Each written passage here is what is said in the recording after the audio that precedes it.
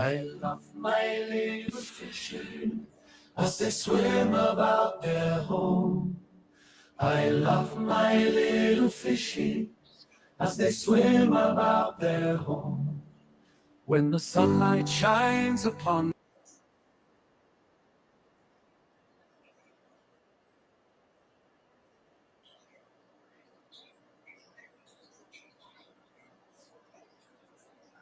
imagine scenes of beauty and feel the warmth of love. I love my little fishes as they swim about their home. I have traveled the world over, but never found a peace that comes from watching my fishes as they swim about their home. My heart is happy and I am content to sit and watch them swim. I will not be alone while these fishies are in my home. When the sunlight shines upon them,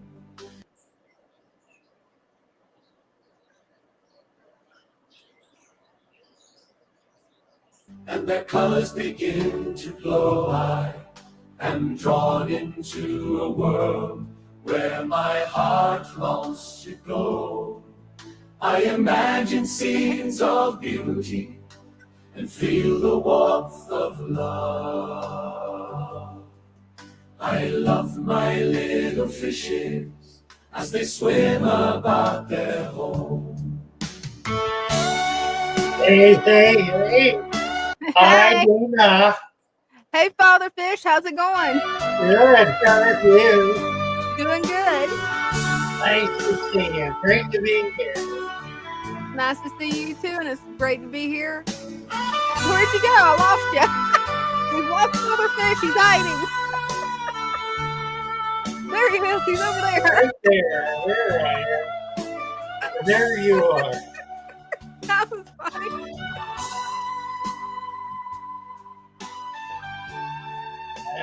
All right. Goodness sakes. Hello, everybody. Nice to see you. Great to be here. Great to have everybody here. We got a gang in. Rogerio Lima. Adam Armbruster is here. Father Fish, he says. The comic book man, G-Man. NC is here. Fishcapades. And Andrew. And Kimco. Joey. Stan. William. Look at this. Hail, hail. The gang's all here. Well, we're going to have fun tonight. Let's see. Mattis Factory, Rob. Doom Pie. Andrew, Sailor Ed. Hello, Sailor Ed. David Job. Love you guys here from India. Delighted to have you. I got a notice today that YouTube is rolling out a new AI that will dub audio in a number of different languages automatically. I haven't learned how to do this yet, but I'm excited about it because I wanted to be able to get into, especially into India, Indonesia, into Brazil, into a number of other countries, Turkey and others, with native language. So it looks like YouTube's going to make that happen by pushing a button. That's going to be cool. It's all AI, so it doesn't cost them a nickel to do it. Takes up some bandwidth, I suppose. But hopefully it's going to make a big difference for us because it'll make it possible for us to be genuinely accessible to people around the world. So very, very excited about that. Yeah, it's amazing how they can do that. Tommy is a resident alien. Nice to see you. Tommy has changed his name some from Silver Creek to Resident Alien. He sent a picture that he did as a gift for the shop, which I'm hoping will be delivered in the morning. Oh, that'll be nice. And we'll get it tomorrow. He put it in the mail, I don't know, one day last week, Wednesday, I think, or so. So we're excitedly looking forward to that. That'll be wonderful. And we'll do a whole video on that. That'll be nice. On Tommy's gift. Yes, that'll be wonderful. Tammy Woolridge, I found you yesterday, Father Fish. You helped me clear up my cloudy tank. Well, just for that, you get a wrench, Tammy, and happy to have you with us. And glad we got your tank clouded, your cloudy tank cleared up. Oh, he said he had a lot of YouTube complications. So here's a phantom watcher nowadays. Deleted his channel due to many YouTube complications. That's interesting. Well, I certainly have YouTube complications, but what I'm doing about it is we're getting on some other platforms. I think we're broadcasting tonight on X. We're also on 2 or 3 others. Who is this? Somebody from Nevada. Father Fish. Hi, I just made an order for you guys. Okay. I accidentally typed in the wrong address for it. Yeah. It's just a simple number change. Well, hold on. Let me see if I can get over to it and fix it. All right, thank you. I appreciate that. Let's see. What's your name? Walter Ray.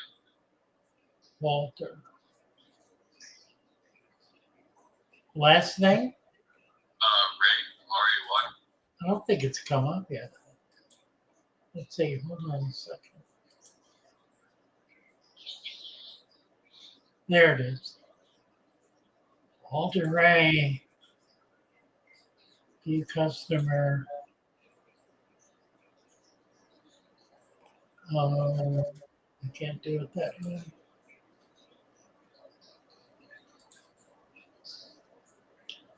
Okay, so what's the change? So instead of space 51 for the trailer, it's space 59. Space 59. Yeah. Okay, that's easy. All right, thank you. I appreciate it. Done and done. You bet. Thanks. Always busy.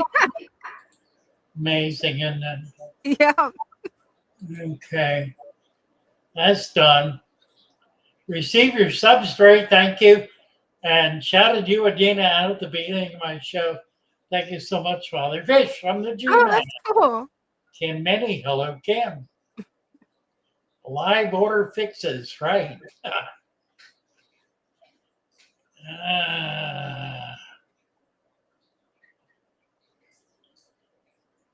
Sailor Red, working on a tank stand today. Thanksgiving is my birthday. Getting another tank. How wonderful.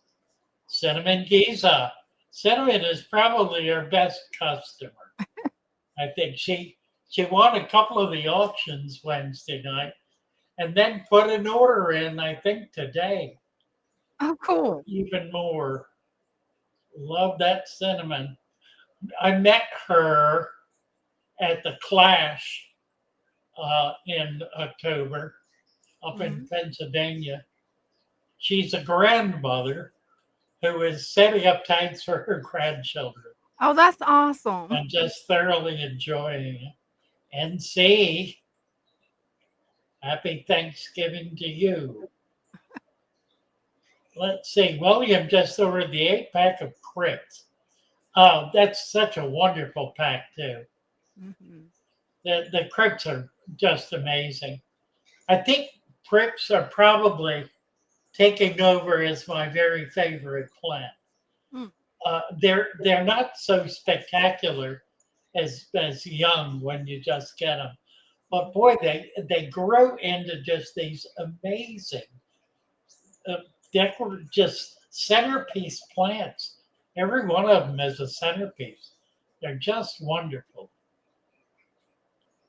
A mother, just an old mother, Cinnamon is saying, really, I thought there was a grandchild you had with you. Just an old mother. Well, I'm just an old father, so there. Christian B. Sailor Red, happy birthday. Nice to see you, Christian. I was looking at my Bettas and thinking about you today. So we need to get together whenever you're ready. Adopted later than most. Oh my goodness. Oh, well, God bless you, Cinnamon. Oh, that's wonderful. Cinnamon's age, she's like 49 and has this little kid. I thought she must be a grandmother. Oh, NC. Hey. Hi, NC. Hi. So I'm gonna do the tour here, and then I'm gonna go downstairs. I'm gonna turn off my camera and then go downstairs and do the rest. But you want to guess what this is? Well, it looks like a brand new cube. Yes, it is. It's pretty. Bravo. Cubes are wonderful. I got it from my friend Cody at the pet store. An all glass cube. How nice. I have the lights. I have the sand. I have the. I'm just waiting on the dirt right now. I have the rocks. Really nice pieces. Oh, of that rock. is. I got a mini baby heater, a pump, and we're gonna get this aquascaping going when Cody arrives today to deliver the stuff. Wonderful. So I'ma just turn off my cam. I'm still in the thing, and I'ma go downstairs. Okay. Because I don't want anyone stalking me.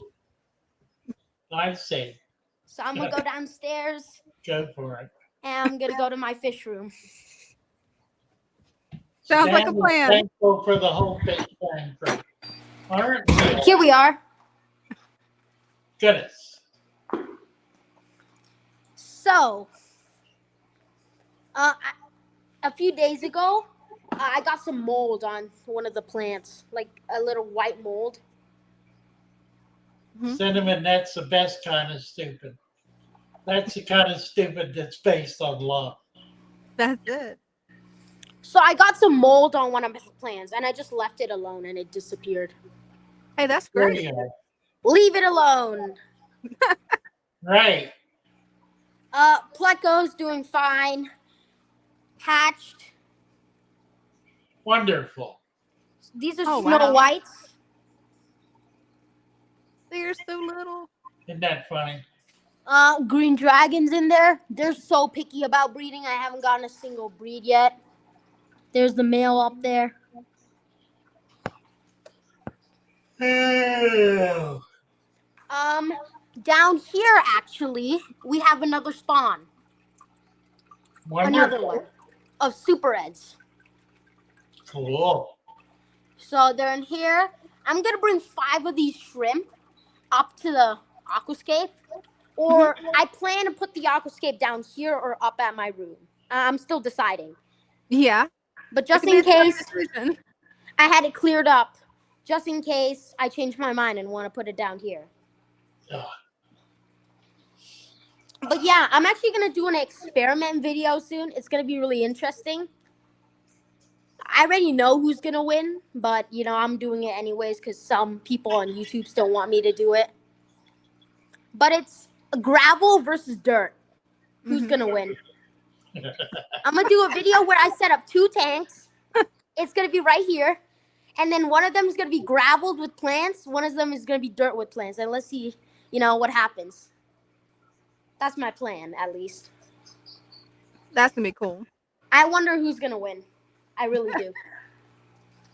I think everyone in the chat knows the answer to that one. Oh yeah.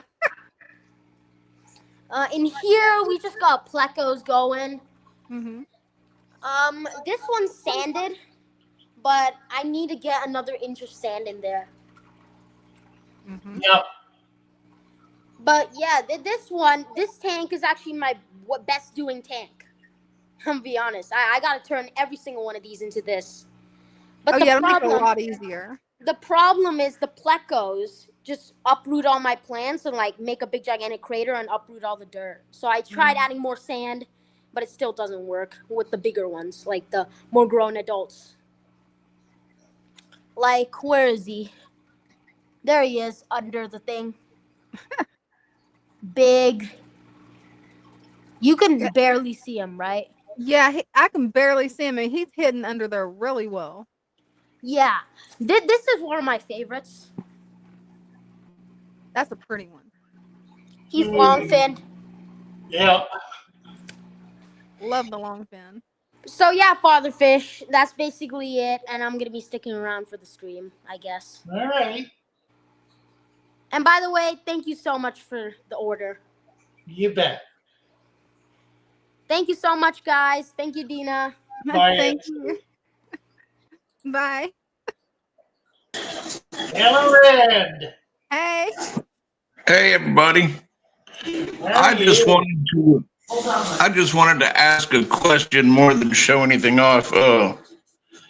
Is petrified wood, that's a rock, so I can pop it in here, correct? Yeah, exactly. Okay.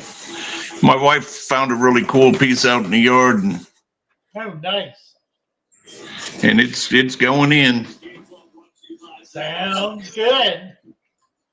Hey, you should have received that birdhouse I made for you last Monday. Did it ever get there? No. No. No. Oh. What address? It could be in the lockbox. It's possible we have it in the lockbox. Yeah, it said it got delivered to a bin or something. It's in the lockbox. It's supposed to be checked every day, but the people responsible for checking it get bored with checking it and nothing ever shows up. So obviously they didn't get to it all week. But I'm sure Okay. it is. It will not have melted. The weather's not been very hot. So I'll get out there and I'll check it later tonight. Just kind of showing off a little bit too. I'm getting a new 55-gallon tank. Well, actually, it's already out in the garage. It's just waiting for me to finish the stand. Right. But I got a full 4-foot Fluval 3.0 light for it, and I thought, well, while I'm waiting, I'll put it on this 75, and man, it's kind of like walking on the sun. Wow. Pretty bright. What light is it? It's that Fluval 3.0. Oh, yeah. Wow. Nice. I just like them because, you can set the timers on your phone and such and get them all to do what you want without having to crawl around under the tank and try and plug things into outlets you can't see. Yeah, exactly. I agree with that all right. You don't get that all the time. All right. Well, hey, y'all have a wonderful day. I'm gonna rinse that. I'm gonna send Brenda out to get that bird cage as soon as she walks in.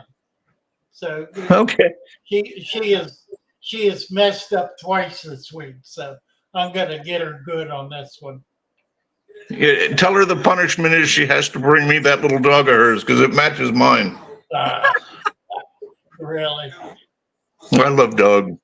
All right. I like dogs better than I like people. All right. We'll see y'all later. Thanks, Dad. You bet.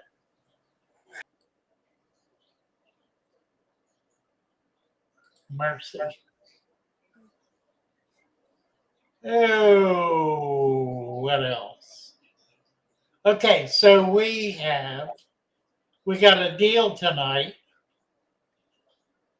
The soil all 3 bags, the 10, the 29, and the 55, are on sale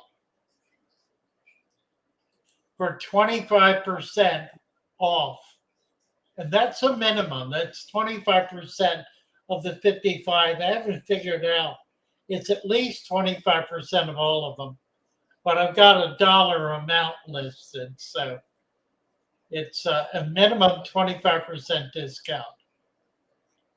So if you are going to need soil anytime in the next year, this is a good chance to stock up. Absolutely. If you buy the 55, it's the best deal, and it'll hold up indefinitely in the back. So you don't have to use it all. Excuse me. You don't have to use it all at once. You can store it in the basement, in a refrigerator, in a closet. Just store it cool if you can, but it'll hold up indefinitely. This is our Black Friday deal. Adam is reminding us. Adam says he makes his morning coffee with it. Goodness. Right. That's funny. Goodness. That would be a horrible cup of coffee, though. Dirt coffee. So be sure to step it up. We really need your support this week. One of the reasons we're doing this, to help you guys certainly, but it helps us as well because sales are down about 30% this week. So we're going to need a little help if we're going to be able to get through the next week or so. So this will help us out immeasurably. Yeah, it will. So we're kind of passing along a benefit for you in an effort to bolster our sales. Stan puts a little malm in his coffee. While we're on the subject, I wanted to reinforce this whole malm thing because I haven't said near enough about it, and it's actually extremely significant. It turns out, do you know Dan's Fish Keeping Channel? He adopted really? Oh, wow. I did not know that. Spark Drive said Dan's Fish has adapted the Father Fish method. Dan's Fish is probably the very best breeder of all different kinds of fish that there is. I mean, he is absolutely remarkable, and he sells everything imaginable. I mean, it's amazing the fish he sells. He has a huge operation, just an enormous warehouse with hundreds and hundreds of tanks of fish, some of which are extremely rare. He breeds them all. They're just an amazing. That's somebody I really ought to visit. It's an amazing operation. And I did not know that. I need to get over on his channel and check it out. Yeah, that's really cool. And give him some kudos. That's wonderful. Cinnamon said I've heard the co-op talk about it. That's wow. That is interesting. I'm just not keeping up. Apparently I'm not either. Goodness sakes. Oh, man. Stan said, Spark, where'd you see that? I haven't seen it. Gotta have to get in there. Hey, Brenda. She's not here yet. What time is it? It's 6:09. Just 6. She'll be a little while yet. Prodigious has plants coming tomorrow. He won one of the auctions Wednesday night, so I think we got him out. I'm pretty sure we did. So he'll be getting his probably tomorrow. Hey, that'll be nice. They call it a dirt planted tank, but it's the same as yours. Son of a gun, pretty cool. Jacob is here. See what Jacob's up to. Hi, Jacob. How you guys doing? Hey. Good. How are you? Pretty good. So, that algae, they ate it within about 3 days No because, wonder. see, remember how I said I was watching them eat it? Well, because see, I've studied your videos a lot, and I'm on a real tight schedule with their diet. So that was food to them, as well as all the bugs that they're eating as well. Because I haven't fed in over 3 months. The other day was the first time I actually fed in over 3 months, and it wasn't no food. It was actually brine shrimp. And they tore every single fish in here actually had a diet. They were all chasing it. I put it all right here, and they had it all gone. I guarantee you, within maybe 2 minutes, if that, everything was eating it. And I'm probably going to do that, I would say, maybe once a week now until those brine shrimps are gone. And then basically go another 3 months, no feeding. Basically keep them on every 3 months of a schedule of non-feeding, except for beneficial food that's benefiting them, instead of giving them food that they're really not benefiting from. Oh, and this, I think they're called nodes, where they came in very quick on this.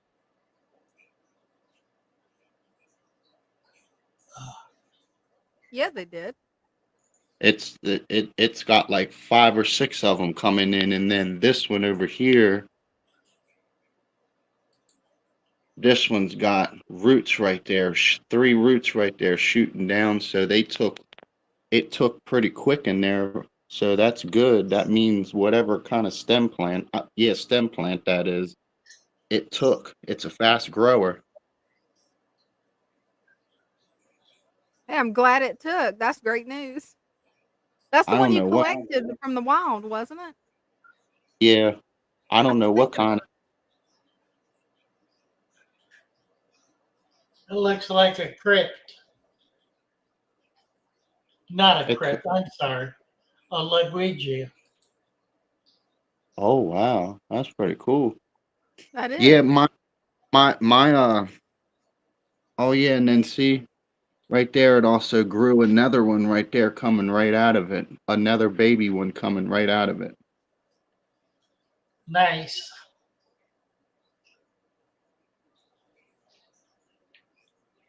My temperature went.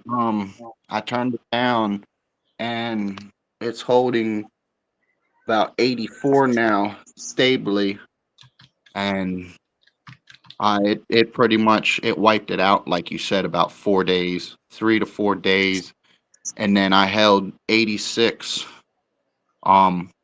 controllably for about 4 days, and then the next day I turned it down just a little bit, and it went down to 84. So I just turned it just right on the knob, because those heaters are touchy. You got to really be careful, because you can turn it just a little too much and you just done dropped it down in the 70s.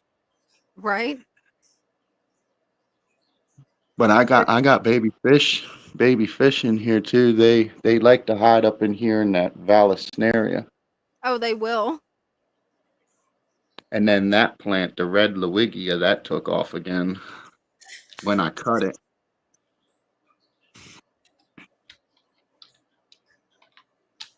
But none of them have a ick or anything.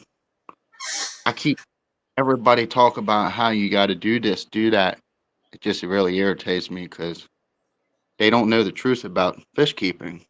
Mm, They think chemicals solve every issue. right? Nature actually is the one that's solving everything for you. You just provide what she wants, once you provide what she wants, nature benefits and protects everything in that tank. It's more powerful than a lot of people think. It's just not really given a chance, and it's not given the right environment to thrive in. So it struggles, or most people, when they try to put nature in their tank, they fight it because the system can't take that nature. It's not designed to be able to adapt to that. So it struggles. You Yeah. have to understand when you build the tanks, you got to build it for every process to work. It can't fight one thing and work in this way. Everything has to work together. I think your tank's coming along great, and it really is beautiful. And it's amazing. It's amazing to watch the transformation your tanks went through over the last few months. I know. It's really crazy. And then these guppies, how Mhm. come some of them have a little black dot on their tail? I read up on that and it said something about they have worms, but I haven't seen nothing like that. Yeah, I haven't seen anything like that. I know the females, where their dorsal fin is, the rear fin, it will have a black spot, but that identifies them as females. But I've never experienced that. Let me see if I can find one that's got it. I have a few of them in here that's got it. Because there's one, but that's the stomach. Uh, Unless they all lost the dots for some reason. There's no way. Because I seen these circle dots on them. Black. They were black, but it was only one. It wasn't like a lot on it. It was just one single dot. And I read up on it, and it said something about it was some kind of worm parasite on them. Next time you spot him, take a picture and upload it to the Discord show under diseases and ask for help, and they'll definitely help you identify what it is. There's one of the babies. So, Oh so yeah. those guppies are actually dropping smaller babies than that, but without me feeding a single, there's another real small one right there. Oh yeah, that's a tiny, tiny one. Right there.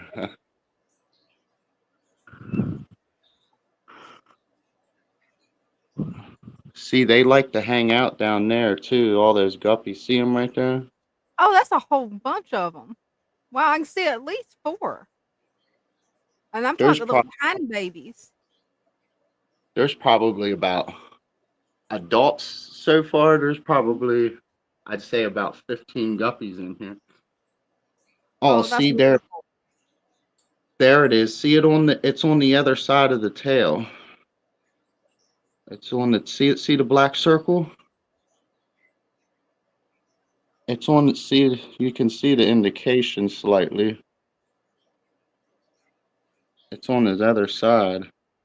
Yeah, hopefully I'll turn it back around. But I think that might be a she. I can't tell.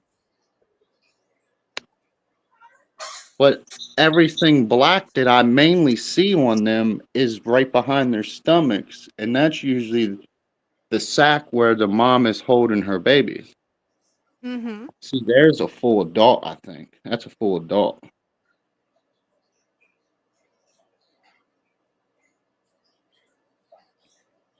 But I think Yep. they're just standard guppies. I believe they're just standard, just normal. Mm-hmm. Yeah, that doesn't look like it's a problem. Jacob, we need to move on. I got Matthew Plowden is here. Want to get him Oh, on? there's one. Oh, where they show it. See the blackness behind its tail? He shows it. They show it sometime. Oh, every time I pull the camera away, then they show it. I don't know why they do that. Maybe it's part of their pigmentism. Yep.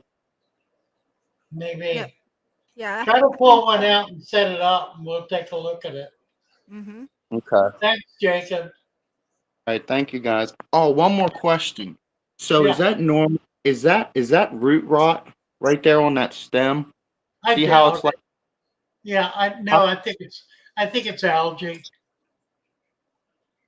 Okay, because it's going like white. Yeah, I don't think so. Okay. Keep an eye on it. Alrighty, thank you. Bye, Jacob. Thank you. Matthew. Hey. How's it going, guys? Good. How are you? I'm doing good. I wanted to ask you something. I was in Sure. the pet store and there was a bunch of plants that were floating on top and they wasn't in a bundle. So he Yeah. told me whatever the price was. When I totaled up, he'd rounded up to the nearest dollar. So I ended up paying 45 cents. And I have no Wow. clue what it is, but it's red and green. Maybe I call it a red Nicky, but I think it's a Renicky or something. Maybe. Can you see it there in the corner? Yeah, Renicky could be. Looks like a Ludwigia, but can't really tell. It's hard Well, to the tell. ones I got in the back are the Luigi in the back there, Right. along with the Java fern and the Amazon sword. But I don't know. Maybe it'll do something for 45 cents. I ain't really Right. haven't Well, you lost got a anything. deal in Oh, many yeah. ways. Hardcore Yeah, deal. right. I mean, if it fails, I mean, I looked up one and there's one you're supposed to have CO2 for it, so maybe it's not that one. So, but Well, I think you'll anyway, do all right. You should be my, fine in there with it. yesterday my little Cory cats were down on the bottom checking everything out and doing their thing, but they want to swim at the top today for some reason. Huh. That's Maybe funny. there ain't enough down there for them or something. Maybe I don't know. Ah, They don't stop, do they? No, they no, they don't. don't. Not much. No. Yeah, they're I, in. I turned the light off at night. I was like, man, they gotta sleep sometime. I know I do. But Yeah, Christian says it looks like lobelia. He thinks it's a lobelia. Cardinal. it's kind of a long leaf. Yeah, it It looks is. like Yeah. it's red on the bottom and green on top, but the stem of it's kind of reddish too. The stem that goes up, Yes, right. it's got kind of a reddish Ooh, tint to it. But nice. I can't remember what them tetras are I bought. But glow They're light. I couldn't find black neon tetras, and I only had 4. And the Huh. place had 1, and I wanted them to school, so I bought 5 of them headlight or whatever they call them, glow lights, Yeah. because they look real similar to the black neon, and they're schooling together like they long lost buddies or something. I don't know if that's a good sign of whether they're gonna start fighting in a minute or what's going on, Yeah. but they're going along together for right now. Right now, it's cool. Looking good. Yeah, Thank you, it's sir. beautiful. I got these. I looked up that they're okay, but they're gumballs. We call them in the South, in South Carolina, we call them sweet gumballs. Mm-hmm. That's right. And acorn caps, some oak leaves, some maple leaves. Just threw it in there. But Looking good. anyway, Looking good. Yeah, it is. well, maybe we'll see if that plant will do something. Like I said, I ain't lost much, I don't think. I don't know if I could turn this around so y'all can look at my ugly face, but Just turn it around. Yeah, just do that. Yeah. You won't be able to see us probably, but no, I won't see you. I don't know if you can see me. I guess I got it yep, pointed we can right. see But you. Yeah. I've got my beard going. I want to see if I can get as handsome as Father Fish is with that beard, but I don't know if I can. I could get that good looking, but Yeah, you're gonna make it. And get kind of cold in South Carolina. Probably ain't nothing. I drove over the road. I know how Baltimore gets. If you probably done yeah. had some freezing. You probably done had some freezing weather already. Yeah, but we had frost in a pumpkin this morning. Oh wow! Yeah. I thought it was cold here. 2 nights in a row, or 2 mornings in a row. Yeah, I think it's got to be what, like at least 34 or something like that to get the frost. Yeah, about that. Yeah. But anyway, guys, I appreciate your time. I'll let you jump to somebody else. Nice to hear from you, Matthew. Good to see you. Good to see y'all too. Y'all take it easy. Bye bye. You too. Bye. Mercy, mercy, mercy. Oh, what else is going on here? Oh, Kenny was in. Hey, Kenny. Good to see you. Sun and moon.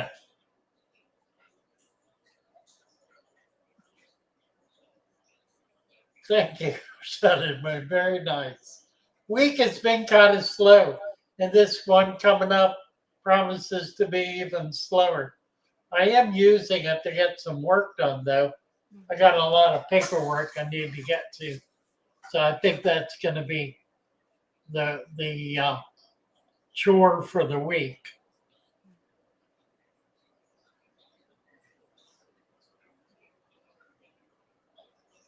Lloyd Goodyear is talking about loaches, con loaches, I guess, controlling snail populations. Yeah, that's the truth. They are good at that. That they are. Dana is adding her Betta into her 55 and is doing great. Yeah, but they make it or they don't.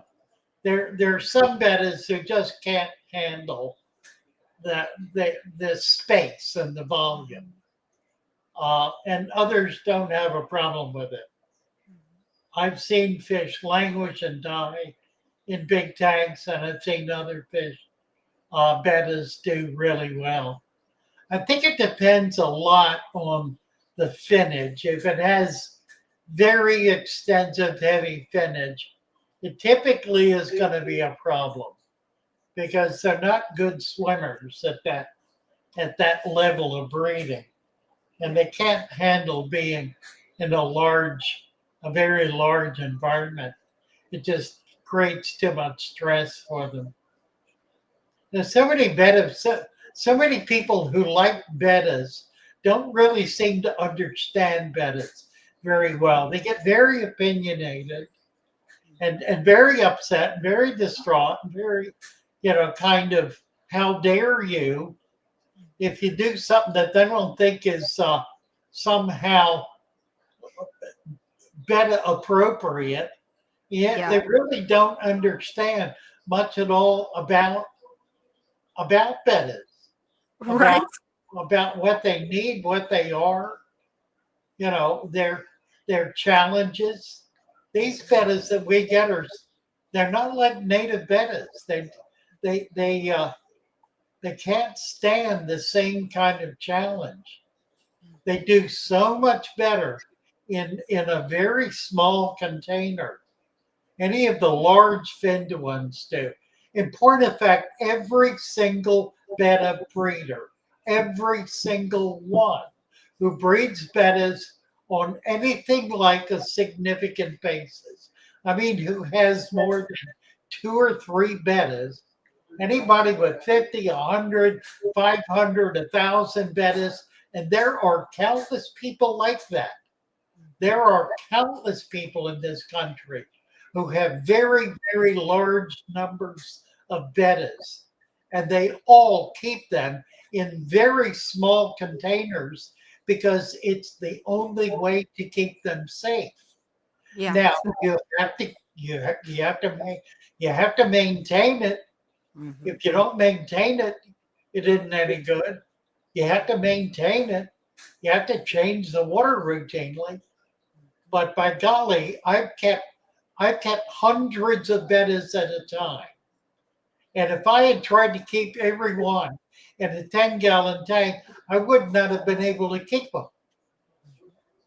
Yeah, it'd be impossible. It'd be impossible, right? Cinnamon Gaza's here. Hey, Cinnamon. Hey,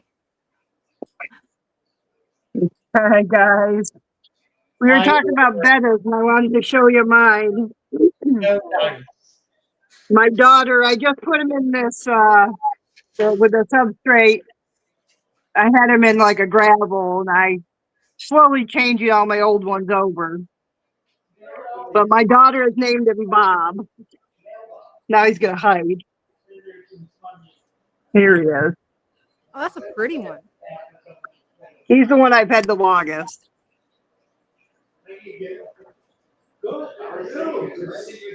Yeah. That is a pretty bad one. And then we have, this is an older one that I'm still working on. This one has golden killifish, golden wonder. You see him right there. Oh, he is pretty. We got some shrimp in there too.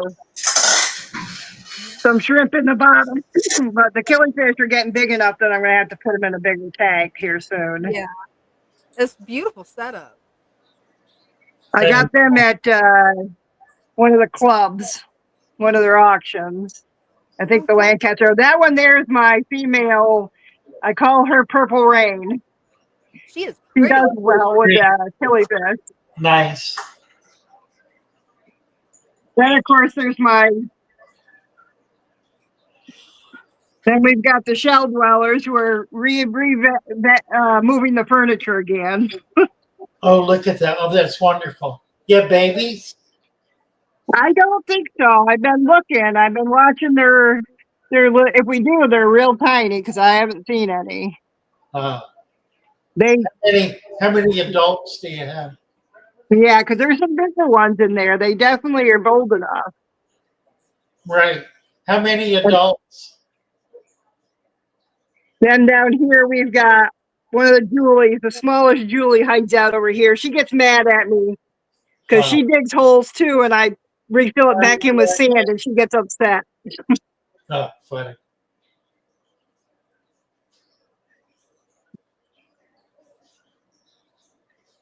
And then we have some bigger Julies down here, although they're going to hide on me right now. They hide around the castle. Here's one of my Brahmins. What size tank is that? Is that a 40? Is that there a 40? you Can you hear me? Yep. Is that a 40 breeder?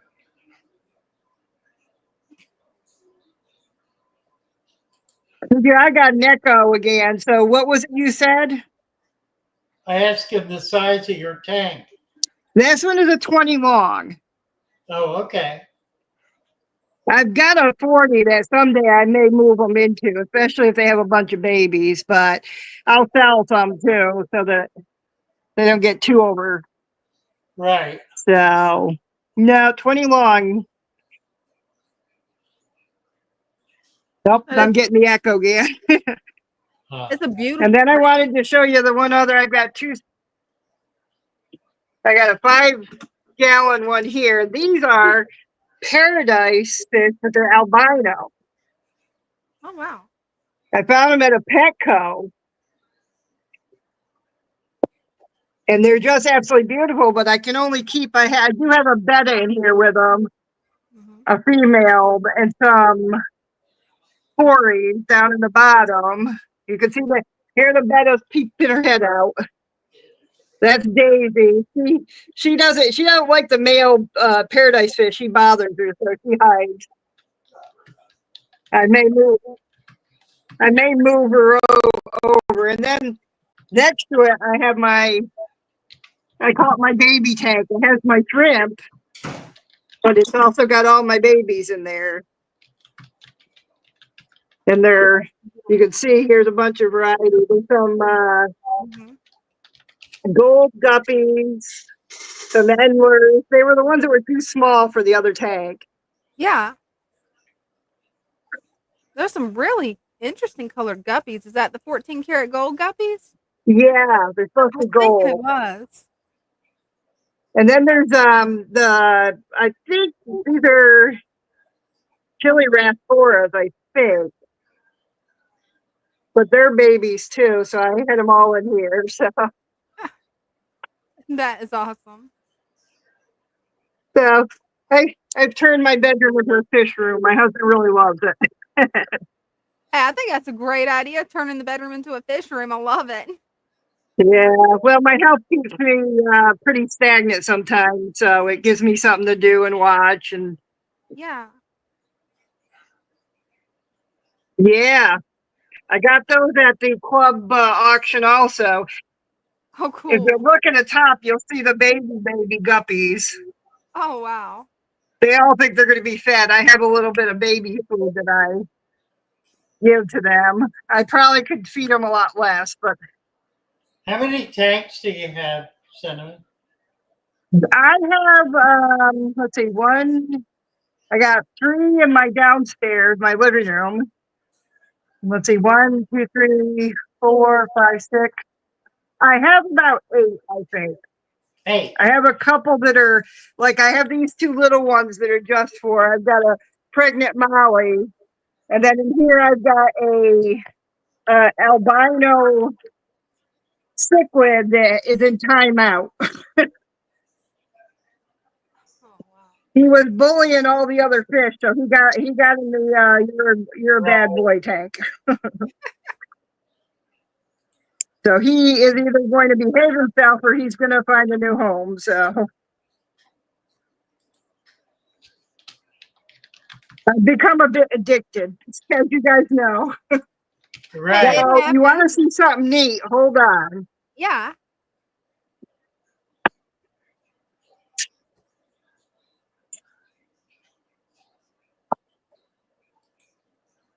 Okay.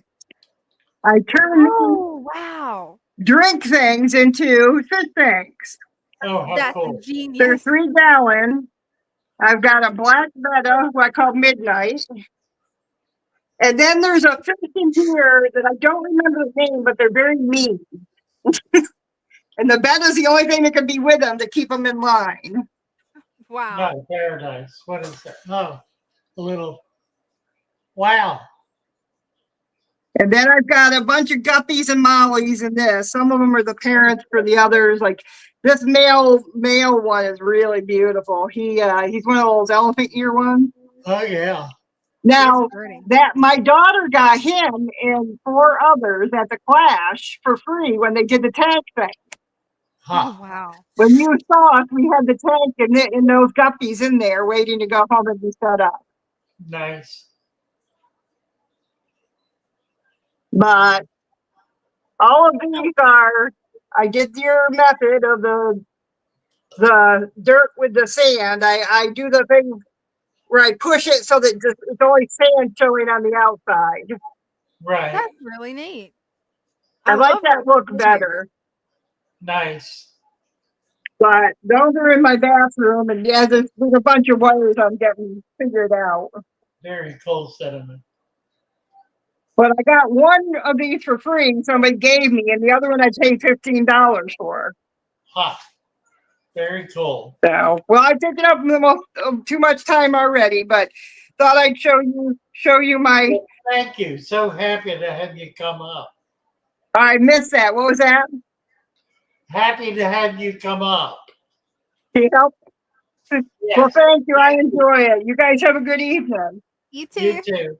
Bye for now. Thank you, Cinnamon.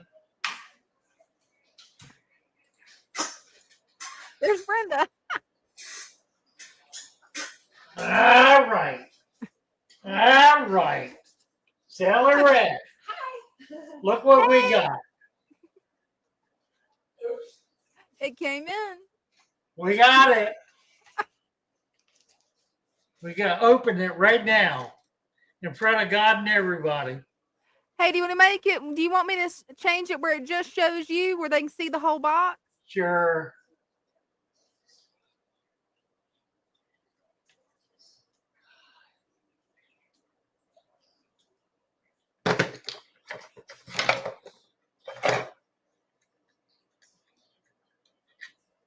All right. Here we go.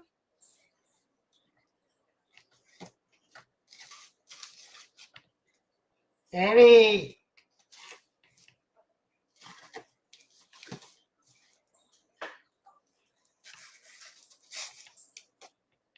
He showed us this a couple of weeks ago. Do you remember?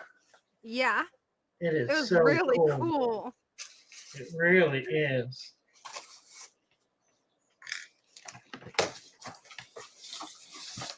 All right. For the sakes. Oh, this is stunning. What happened? Am I still there? Yeah, you're still there. I can see you fine. Well, good, because I can't see me at all. Oh no. Yeah, the screen has just disappeared. That's not good. The good thing is we can still see and everything seems to be working fine on our end. Let me see. Hold on. Alan Tooth is here. Hey, Alan. Okay, I got it. I got us back. Awesome. All right. I need to make this. No. Yeah, that's they can do that on theirs. It won't make any difference.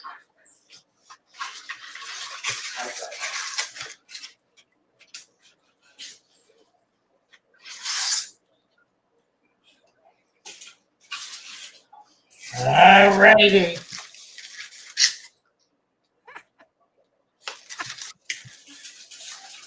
What else we got here?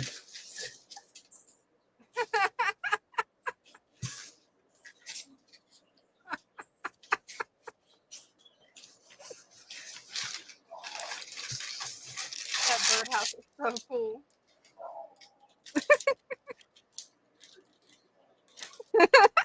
Everybody in the comments is calling you a tease right now.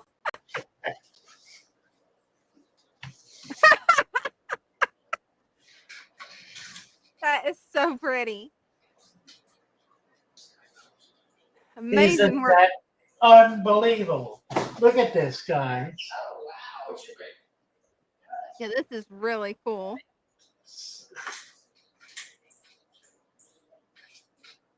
The detail on that. Is that incredible? It is.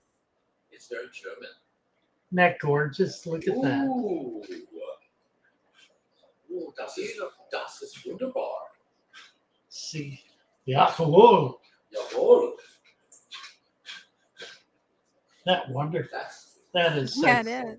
Gift. We need, yes. That's We need- such a great gift. Isn't it? Oh my We need to gosh. find a place to put that. Need to hang it, I think. Put a look at it and hang. We'll get Corey to hang it somewhere. That's wonderful. And that is so spectacular. Christian is here. Let's get him up. Oh, I think he's got me. Hey. Yeah, we got you. Oh, hello. Hey. Hi. Hey, I can't see the camera right now. Hold on a second. Can you? Okay. Yeah, we can see you. we see you. Mhm. Oh, darn it. All right, let me try to do this message. I have a situation, everyone. Oh, I'm sorry. Hello? Yeah, can you hear us good? What's going Yeah. on? I can't see the thing. Darn it. Oh, there you are. I think you are a situation. Okay, so we have our Peachy over here, and she's our little Betta. I showed her to you probably over a year ago in her new planted tank. She's doing wonderful, and she had a little bump on her side. So, oh, maybe she has like a little belly thing. It's not. It's a tumor, and it's so big right now. I don't know what to do. There's not much you can do. I know that. You can lance it. If it's fluid, you can drain the fluid and then put a spot of antiseptic ointment on the wound. But it probably will come back. Our experience is they tend to come back. I know. I already know that, so it's pretty big right now, and I'm pretty unsure as to what to do. And I don't know if I should euthanize her, Father Fish. It's like a moral thing because I don't know if it's painful or not. You know. Well, fish don't experience pain, is my experience.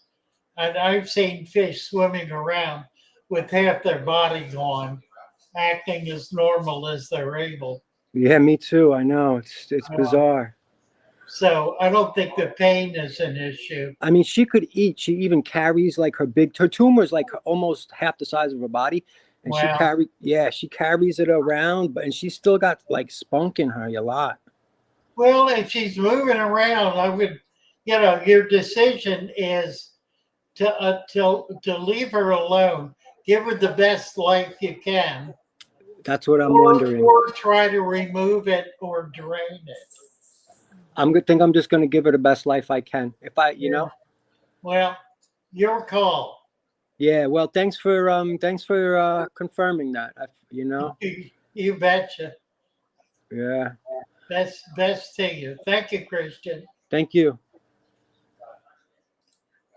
Yeah, I think there's nothing wrong with playing doctor with fish. If you are careful and you understand what you're doing and have thought it through carefully, gotten some support if you need it to be able to make sure you're doing the right thing. I've done that countless times with animals, and some I've been able to save, and some I have not. Doctors don't do better than that in hospitals, frankly. Right? That's the truth. Sailor Red, the packing was perfect, actually. It was, I was playing with it because actually it was so well done. So it braced brilliantly. I mean, the way it was done was really brilliant because it had these triangular pieces set in just such a way as to be able to keep the birdhouse from moving at all. It was really extremely well done. So I would not be at all critical with your wife for the packing. It was frankly genius. So there's that. The other consideration is, and it's one that I really support, probably long term, is to simply allow the fish to live its life in the best way you can. Try to provide for if it has special needs. Try to provide for those needs. I've never made prosthetics for a fish. I've seen people who have done it, and it's pretty clever and sometimes pretty effective. I didn't know they could do that. Yeah, I did that once. It was for a fish that had no swim bladder, and it couldn't float. And I think I injected air into the bladder, and measure it so that it could manage in the water rather than laying on the bottom. Adam said the birdhouse will get a good rent. That is so cool. It's so absolutely cool. It is. What a beautiful thing. See, it doesn't open, does it? It does not open. Oh, that's interesting. So if I use it as a birdhouse, like for my canaries, I don't think they would use it because I don't think they would go in that little hole. Very, very nice. It's just gorgeous. Stunning piece of work. I thank you so much, Ed. You did an amazing job. Beautiful. Beautiful. Damon Winfrey says, just set up a 40. As far as you still have a pair of blue, I do. In fact, I have a pair, and then I have some young that are unsexed. But I do have a pair. The shop hours are basically 10 to 4, 7 days a week. But if you want to call ahead, if you can't make it then, we can arrange to get together. Oh, there are 2 screws on the bottom. Oh, I see. Oh, okay, great. Wonderful. And I just they, think it's amazing how Sailor Ed made that. I mean, that's handmade. That's just beautiful piece of work, isn't it? Yeah. Yeah, it It's is. so impressive. Oh, that's all cut. Wow. Isn't that amazing? It really is. Stunning. Just stunning. Oh, yes, Linda, we got it. The Amazonian tank is, it's doing really, really well.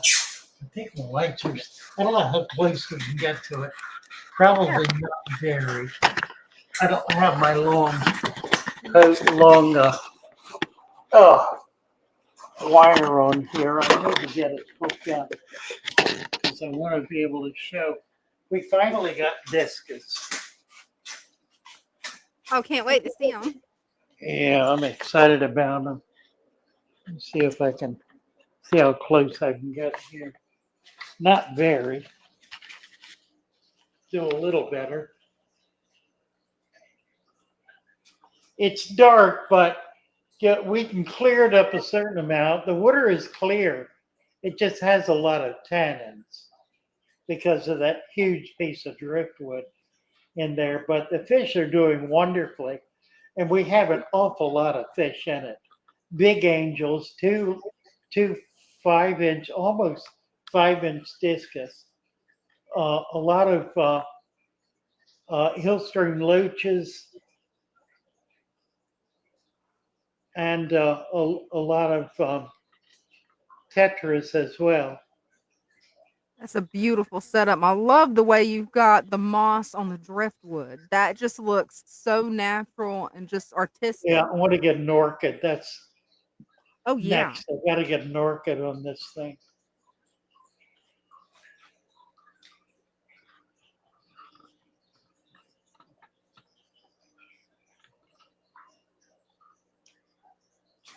Love the fish room. There's Hey, Brenda.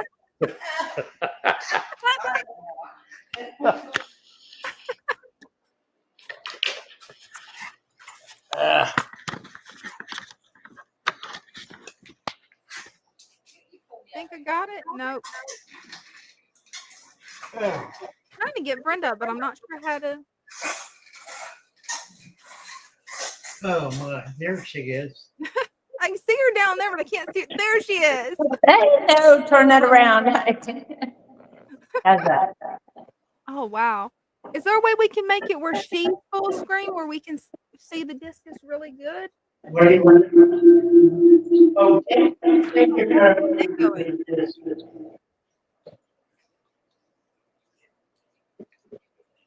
this is cool.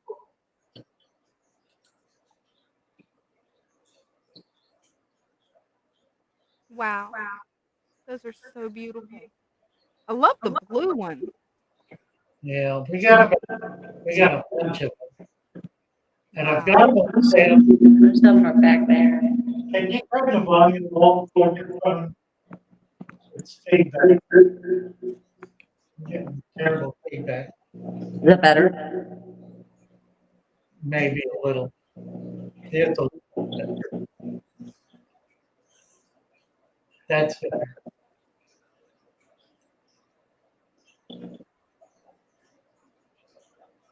They're still shy. They're still kind of hiding in the Yeah, they are. 2 sides of the tank on both sides.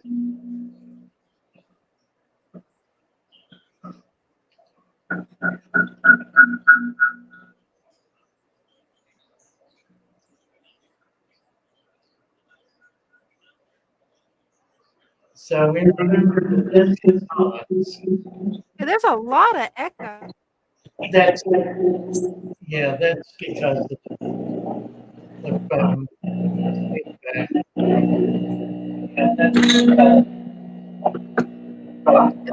Those that better? discs are beautiful. Yeah, think so. We're, I think we lost her. Yeah, just too much feedback on her phone. Yeah. We'll get her back up on her computer probably. That sounds good. Dana's getting her confidence up for discus. Well, that's really what we're doing here now. We're doing real confidence boosters.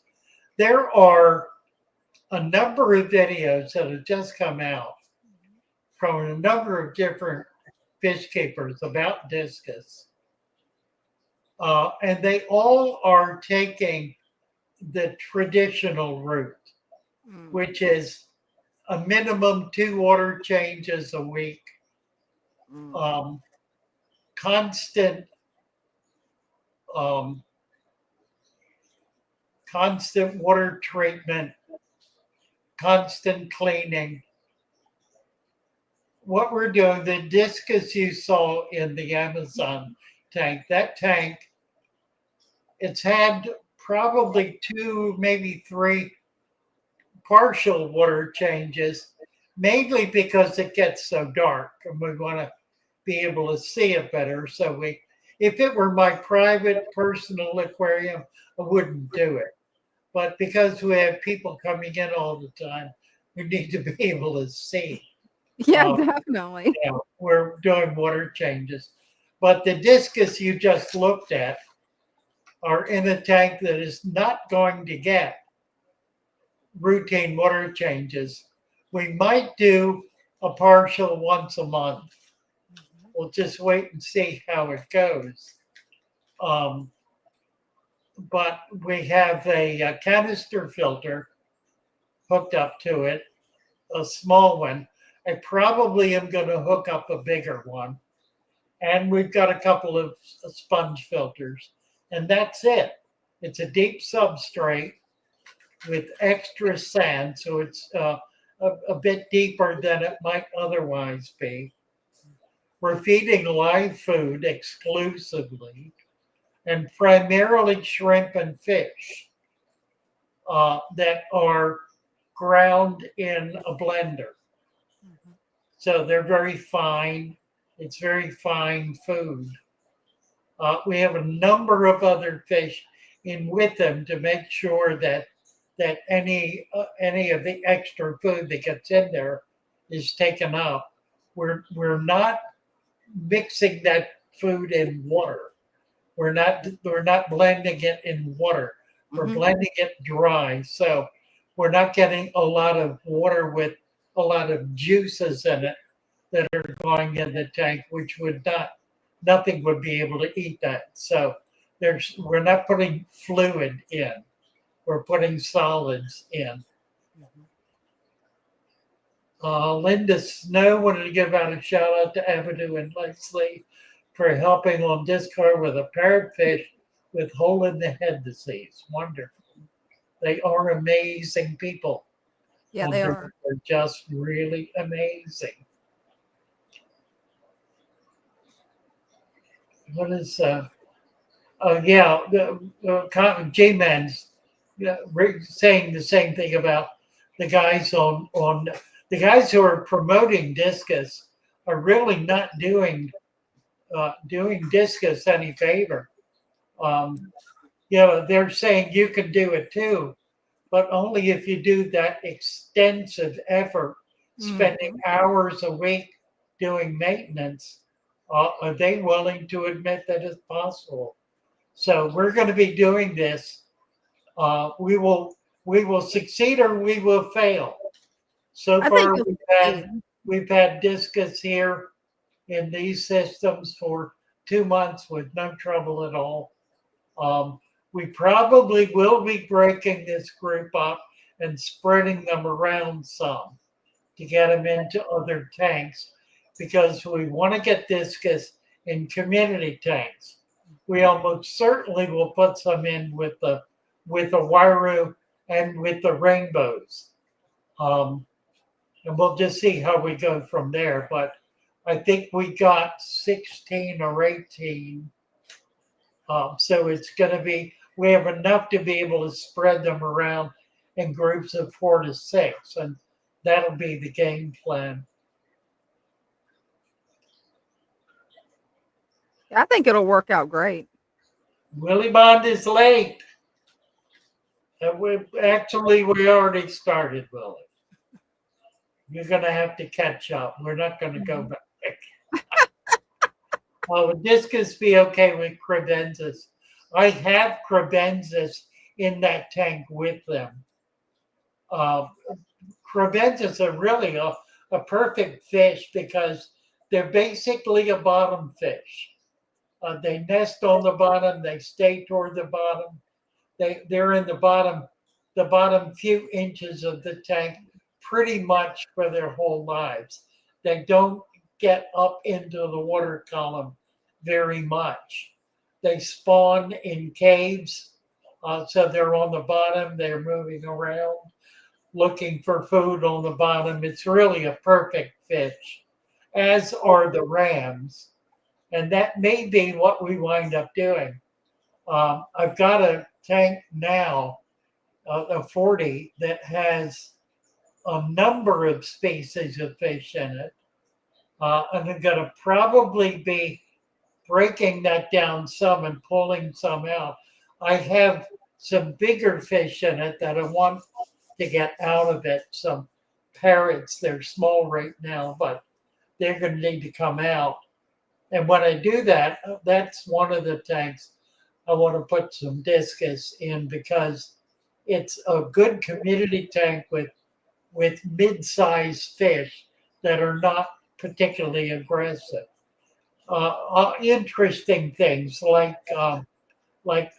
buffalo cats, buffalo cichlids that are very much a bottom fish. They're like a goby. They stay on the bottom. But they're a larger fish. They're 3 to 4 inches and very busy, active fish.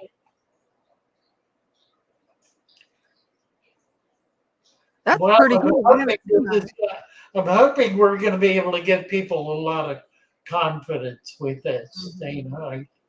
I feel confident about it. We may take a few losses because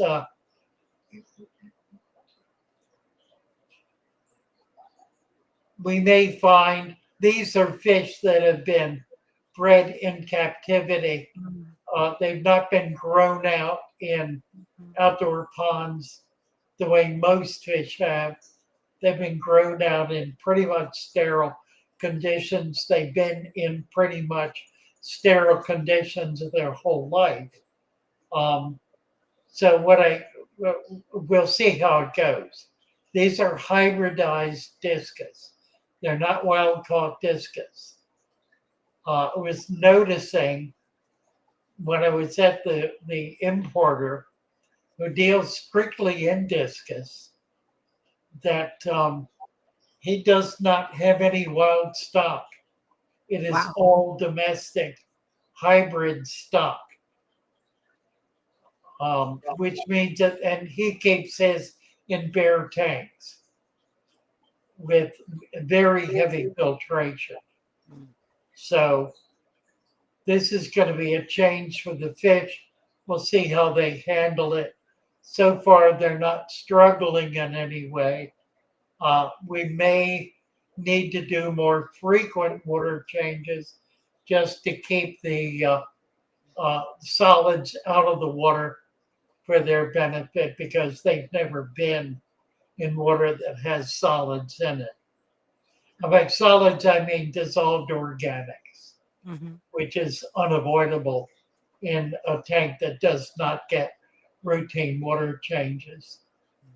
Then we'll just see how it goes, but we're going to try to keep up with this and try to make it work and see if we can't find a way to make this really effective for folks. let's see, we have a super sticker or something. We got 2. We have 2. They're not showing up. Why are they not? Actually, oh, I know why. Because Why? I don't have comments on. Ah, here's Dana and Adam. Dana, thank you, Dana, so much. And Adam, thank you, Adam. And happy Thanksgiving to you. That's it. We'll get Dana back up. Thank you both very much. That's very kind of you. Let's see, what's this? Oh, Matthew Plowden is a member in good standing. Member for a month. I was saying planting a 29-gallon for the top of his dresser. Want to do a cichlid tank with rock and some plants. Any species good with plants. There are a lot of species good with plants. I would, if there are small cichlids and large cichlids. If you want to do small cichlids, you can do German blue rams, crebensis, keyholes. Those kinds of fish are perfect. For a larger fish, chocolate cichlids are an all-time favorite. And of course, the electric blue acara is just a stunning, stunning fish. Those are mid-sized fish that will do very well in a 29. You can also do Africans. You can do Tanganyikas, such as the shell dwellers. You saw earlier, Cinnamon had a tank with shell dwellers. Yeah, And that makes some other Tanganyikas in with them. So there are lots of options for those kinds of fish. So that's going to be wonderful. Excited for you. Apistogrammas, Willie Bond said. Discus and angels. Discus get a little big, so do angels. But in a 29, you can do a few. You can do 2. You can certainly do a pair. And also be able to have other fish in with them. Most of the breeders, the discus breeders, keep their pairs of discus in 29-gallon tanks. That is standard. And these are fish 6-7 inches, big fish. Wow. So you certainly can do that.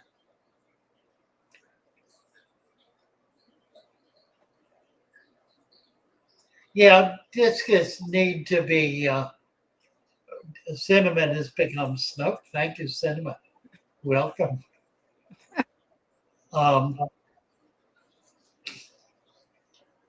We need to find ways to make it possible for people to keep discus safely and comfortably and successfully.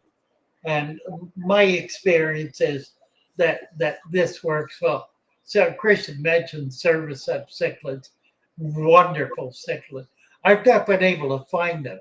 They haven't been available for a couple of months. So I'm hoping they show up because it's a fish I want to be able to get a number of 20 or so in order to be able to have them and sell them and get them breeding. So I'm hoping soon we're going to begin setting up some breeding operations for some of these fish. I think we will be using the plant vats. Brenda keeps saying, oh, they're going to bite me. Yeah, but they won't hurt much. How big are the cichlids? The ones that you're wanting to breed, what size cichlids are they? Well, the chocolates, for example. Oh, yeah, the big ones. Yeah. Yeah. Yeah. But I don't think they would be aggressive. They're even when they're spawning, they're fish that dart away. They're not like an Oscar that's going to come after you for getting near. Right. I wouldn't do that to her. Yeah, an Oscar, that would be mean. Yeah, service. You know who might have them? Dan's fish house might have service sets. Might. nobody's collecting them and nobody's breeding them and nobody brings them in. That's wild. You know, I will put a request in. I have a supplier who buys everything that's available Mhm. from the offshore suppliers from the Far East and from Africa and South America for that matter. Um, so I will put a request in. If they're being caught or being raised, he'll be able to get them. That'll be nice. Made friends with the chocolates, Brenda said. He's out of her head. They're wonderful fish. They're beautiful fish. And I've got a pair, and I really need to get them set up so we can breed them. We need to have babies. That'd be so cool. Yeah, Brenda sent me a video of her feeding them, and they really, no joke, eat out of her hand. It is so neat. She's the fish whisperer. Yeah, she's having a lot of fun.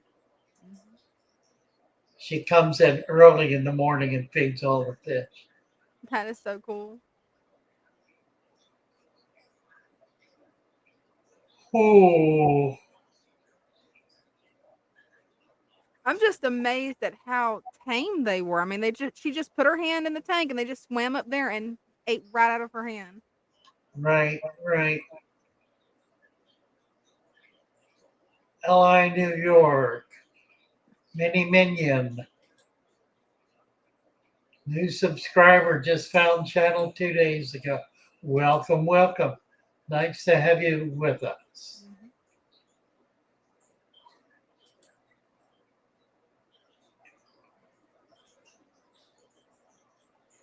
Oh, yeah. Sailor Red Bread Dempsey's.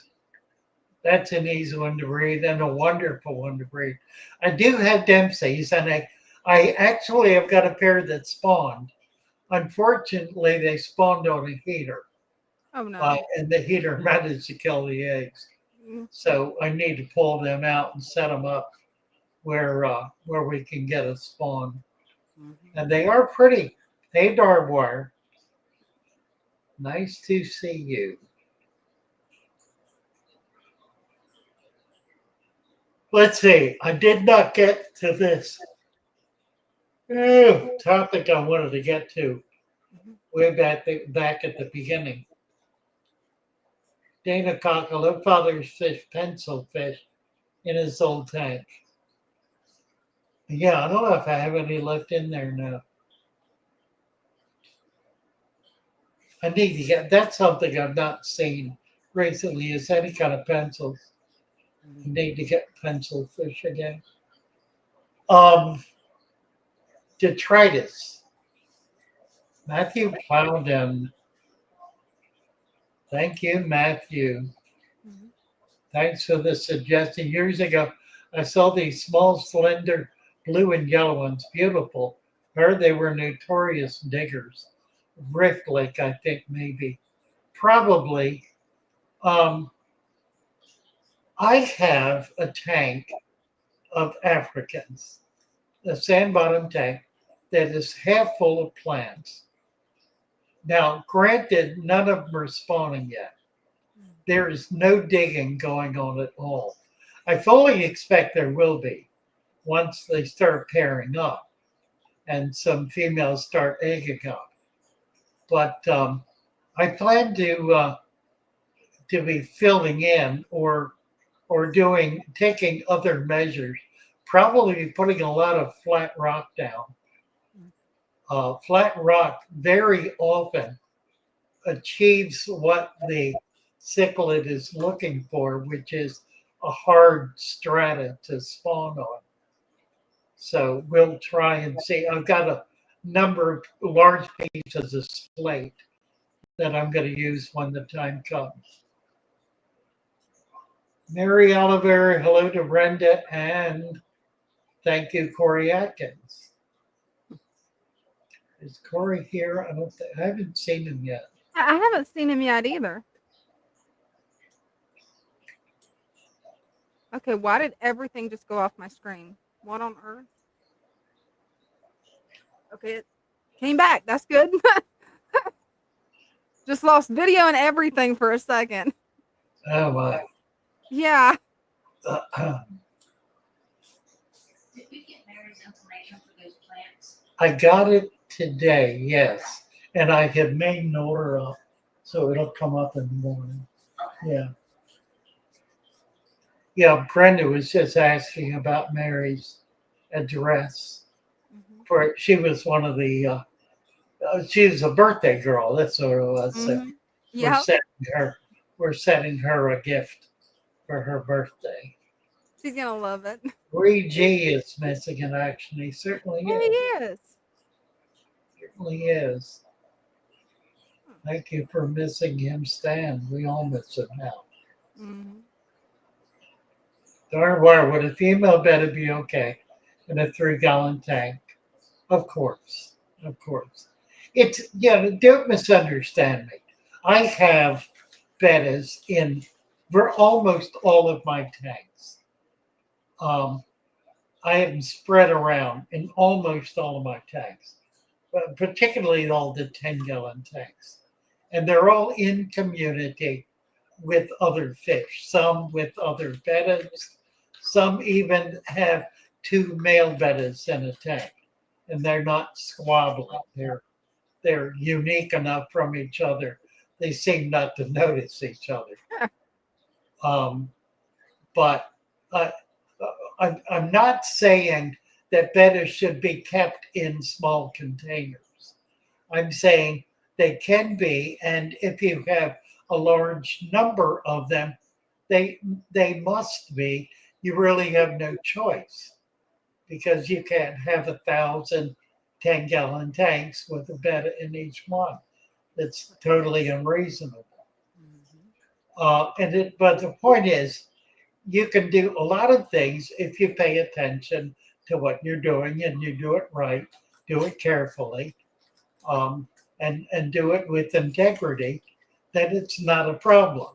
The notion that you can throw a fish in a little tiny jar, put it up on the shelf, and just throw food in it every day for 6 months without doing anything else is a ridiculous notion. Yeah, it is. No one is suggesting that, least of all me.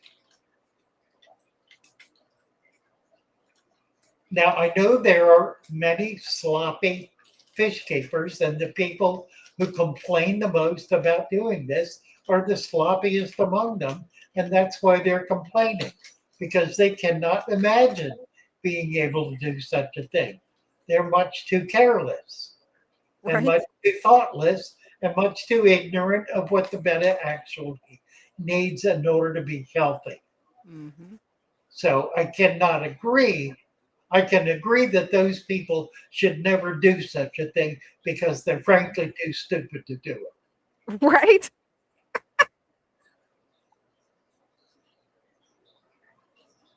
Lamar Rise Up 1. I've learned so much in the last 3 days. That is what we're here for. Let me say something about that. We're here.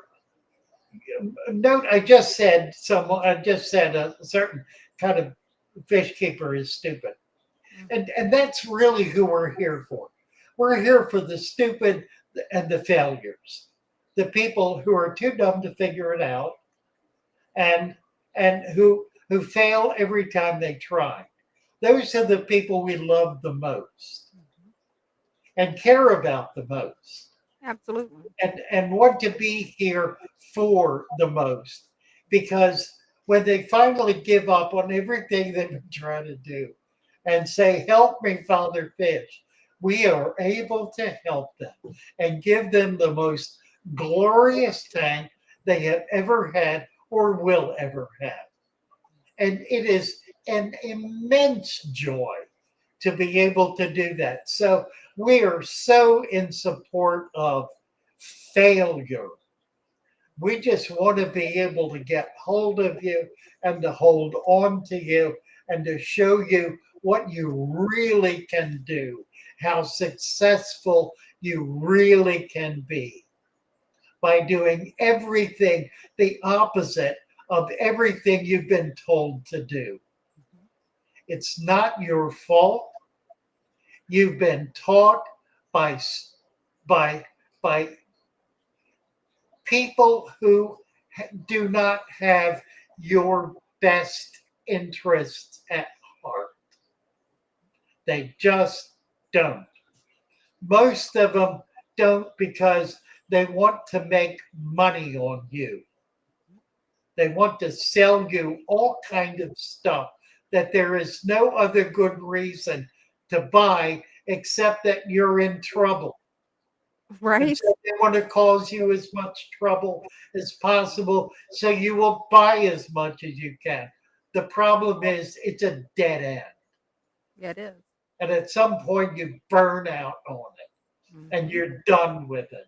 And at that point you either walk away and never keep fishing again because it's a horrible experience, or you luck out and you fall into Father Fish's little tender trap.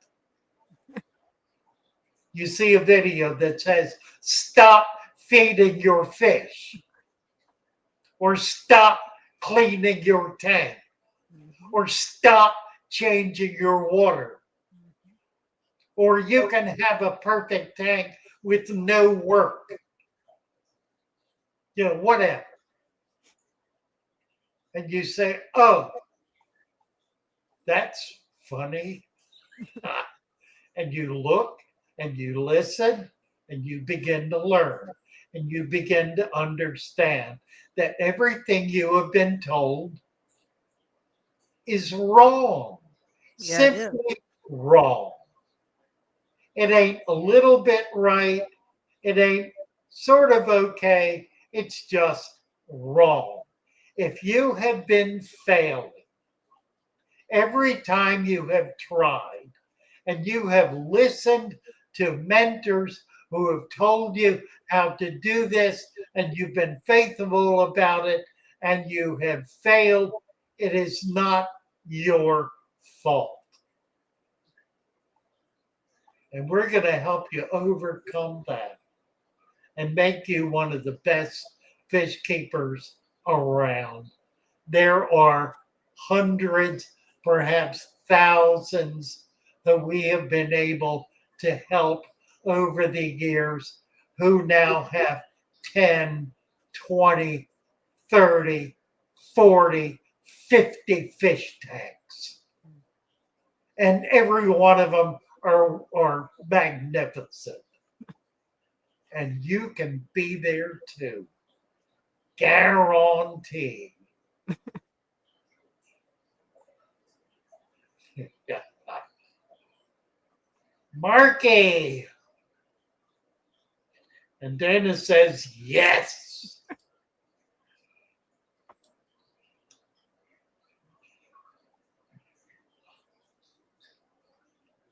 Dana says, I am a successful failure. Amen. That's it.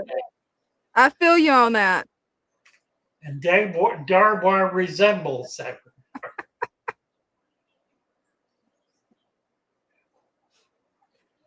Yeah, I never would have thought it would have been possible to have a whole room full of fish tanks. Right. Okay. So here's Mike. I got some dirt, put it in pots to convert submerged plants to immersed by filling them with enough water to cover the plants.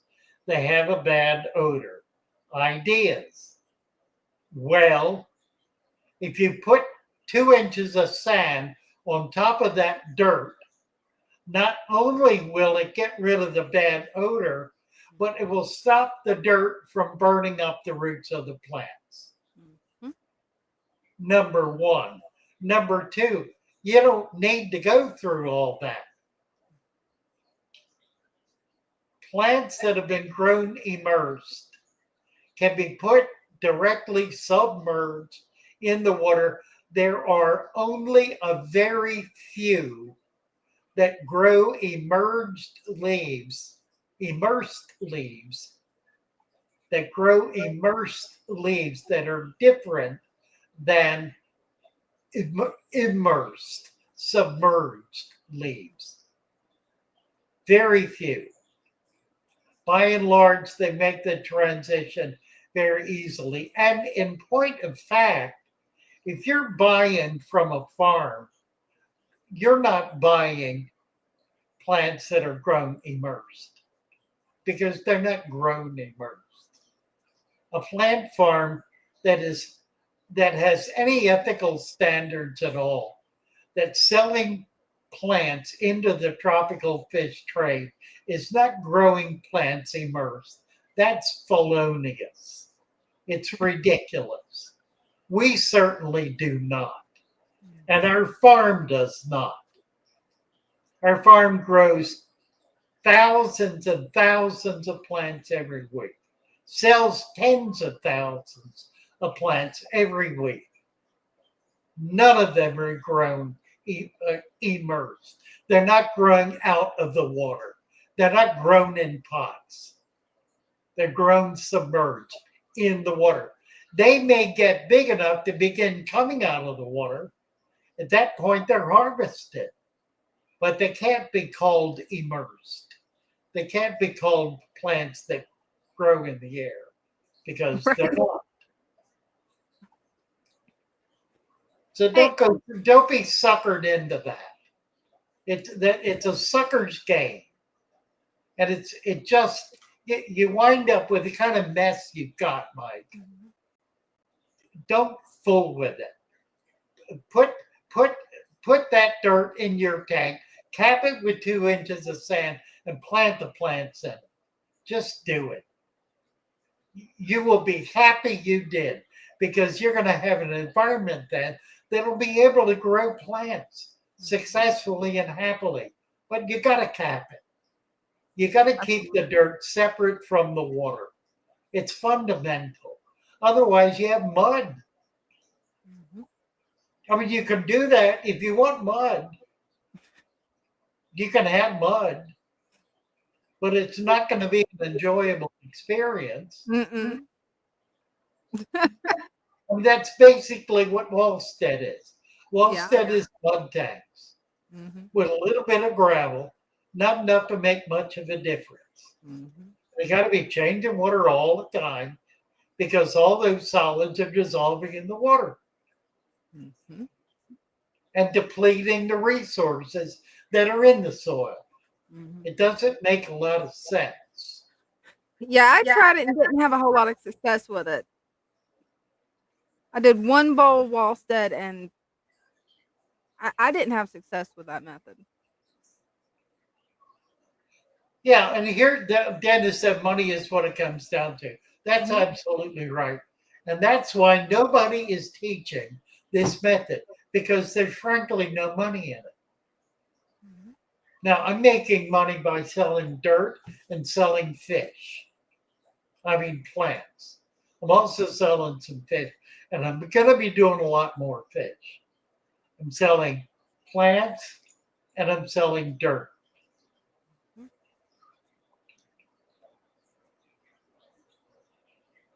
What you spend on chemicals is probably would be 2 to 3 times more than what it costs to buy the dirt, which is a one-time expense. You buy it one time, and you put it in that tank, and for so long as that tank is set up, you don't replace it. You don't add a thing to it. You just move along. You let the tank develop.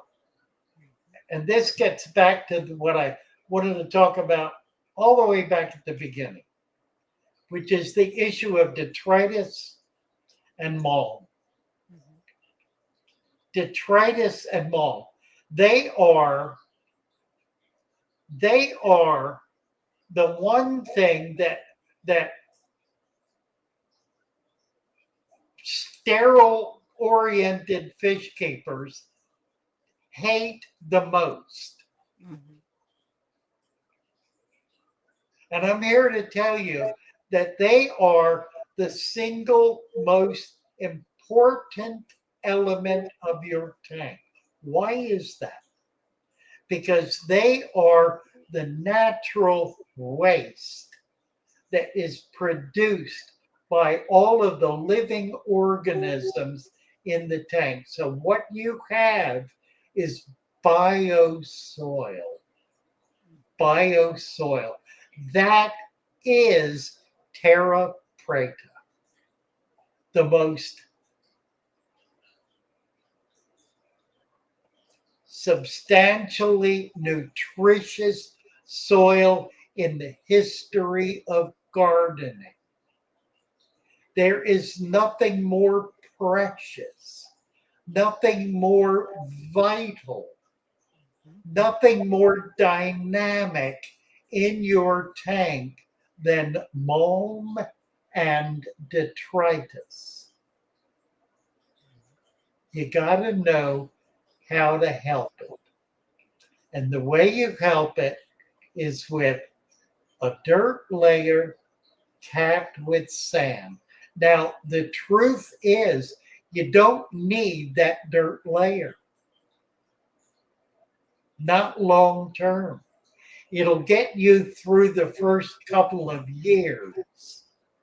But if you're willing to wait 2 years, 3 years for all of that mulm and detritus to sift into the sand, it will build the richest possible soil layer in your tank that will have the most nutrition possible for your plants. It's called biossoil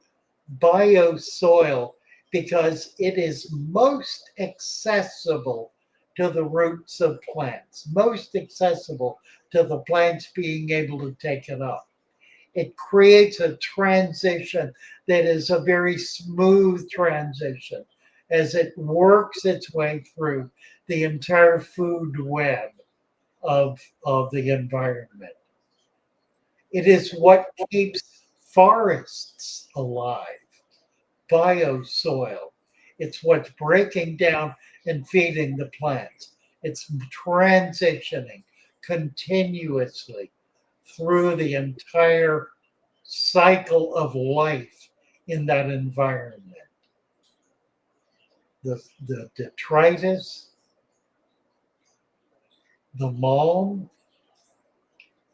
are the key to long and fruitful life because they are part of the transition of that life.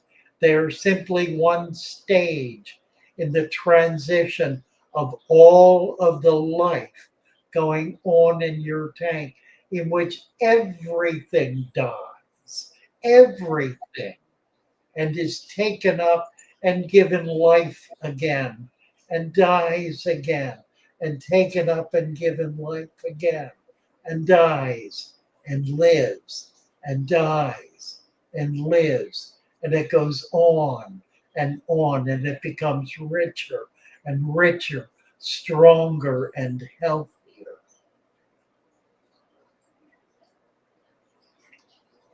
That is the message of our role in this world, to be a part of nurturing that process.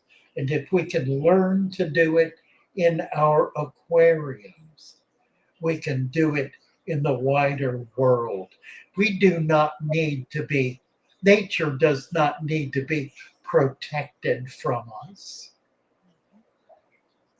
Nature requires our assistance, our aid, our comfort, our support, our help, our nurturing hands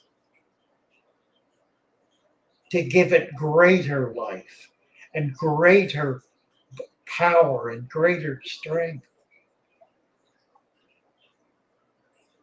We are the caretakers of the earth. We are the caretakers of the earth, not our government. Our government is the least among us and the most unworthy among us. Our government is deception It is power for the sake of controlling the worst instincts. And so it must be kept under control itself, lest it become the worst instincts. And that is precisely the great struggle we are engaged in now, right now, in this age, in these days, to control that which is out of control and to regain the authority and the love and the nurturing spirit and the joy and the peace, the satisfaction, the magnificence of being part of creation, that special part that takes authority over nurturing and caring for and loving the world we live in. Let it be so. Amen to that. Matthew plowed and got my muck jar started a few days ago, about half full of muck and half full of water. I haven't seen it moving, but the muck's pretty thick. Might be too much. You might need to cut back. Yeah. It's a very small amount of water with a great deal of biological material, and it could easily overwhelm that small amount of water. Hey, I'll be right back. I gotta take a quick break. You bet. I feel the Father Fish song coming on the day that says, the song. What time is it? It's still too early. 7:36. Darnbar said I missed all that. Can you repeat it? We have it on tape, Darnbar. We have it on tape. Yeah, and I'm sure we're going to make a video of it. So it will be available. Don't always get into those, but when I do, we like to make videos of them so we can preserve them for our posterity. Stan Pittman, Mom, is the one thing people notice when they see my tanks. It's negative to them. They keep a lot of fish. I haven't lost a lot of fish to sickness in months. Amen to that. Full with water, but it's cloudy.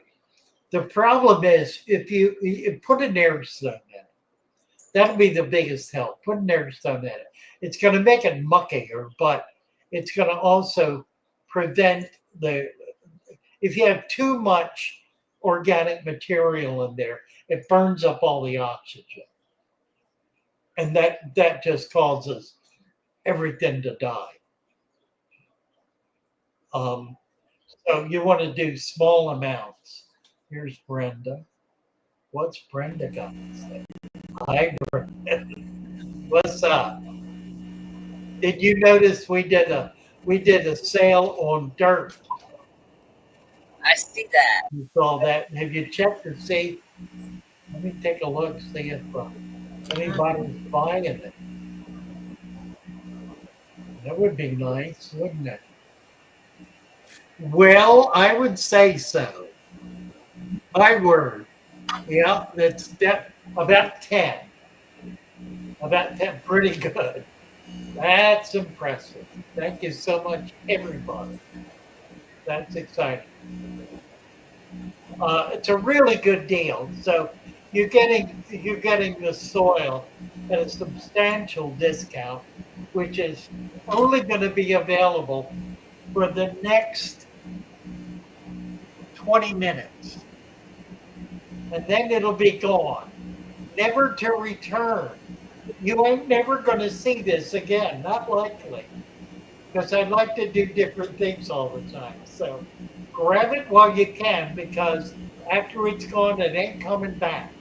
We ain't going to redo these things, not in any reasonable amount of time.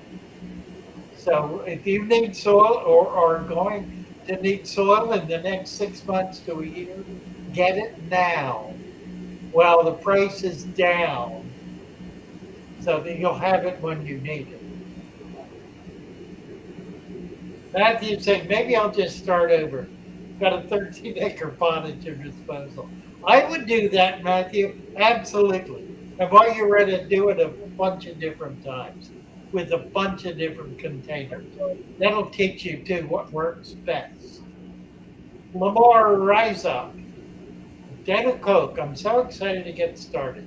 Can't wait to see the progress. So excited to be watching all of his videos. Well, happy to have you aboard, Lamar. Are there certain plants to stay away from? No, I would not say so. There are certain plants that are easier to start with. The stem plants are easier to start with, and certainly the rooted plants are. The specialty plants, some of them are really simple and some of them are really difficult. But if you've got a basic tank set up, you can probably grow anything in it without much trouble at all. So I would not steer clear of anything. Just start with what works best. And that's, wouldn't you say, Brenda, going to be the stem plants? Brenda, say something. I don't think we can hear. Can you hear us? Apparently not. I'll text her. She's just being pretty. No, I can hear what you're saying. You're repeating. Oh, she's getting feedback. Oh no. There's got to be a way to fix the feedback. I'm just not sure how. Because you guys are in two separate rooms. Earbuds. Yeah. I'll give her my earbuds. I got two pairs. That'll work. And you can set your earbuds up to your computer so you can turn the volume off on it and just use the earbuds. And that way you won't get feedback. We'll get that set up. I get two pair right here. Awesome. Right here somewhere. She's coming to you to get them. Look at that. Right there. I've got mine somewhere around here. I'm not sure where to do mine. Yeah, you need to talk to Dina tomorrow and she'll teach you how to set things up. Actually, I think I've got mine in the living room. On your phone and on your computer. But those are yours. Yeah, I love those things. Earbuds. Oh, yeah. And it just connects to your phone's Bluetooth. So tomorrow, show her how to do that. Oh, I will. It's a little time consuming. We're not going to have time to do it right now. Yeah. Yeah, green neons and twin bar platypus. You know, I think we have both listed. We really need to start getting plants listed. Maybe I'll get Dina to help with that too. We've got about 20 or 25 species of fish here that we can ship easily, and we need to get them listed. Dartwire, 10-gallon jar has 2.5 to a quarter to a half inch of mold. Yeah, probably a 10-gallon. Oh yeah, absolutely. Yeah, blue crawfish. Actually, that's a really good idea because that would help promote macrofauna. Because he's not going to eat macrofauna. He's going to eat plant material primarily. So you can put plants in there, which he will eat, and that'll be converted to macrofauna. So it's a really good idea. A crawfish in a resurrection jar. Oh, that's going to be cool. Or shrimp for that matter. You could do shrimp too. The only problem is that some of the bigger scuds will eat baby shrimp, I think. There has been a problem with that. But with the crayfish, you need not worry about it because you don't particularly want to get them spawning anyway.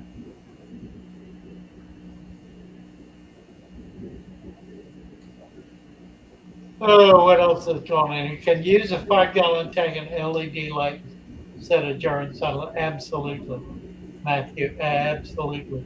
Not a problem in the world with that. G-Man, yes, she is. Indeed. She'd be getting rather. I accused her the other day of becoming svelte, and she didn't know what that meant.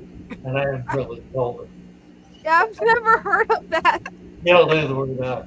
SVELDT. SVELDT. Svelte. Great word.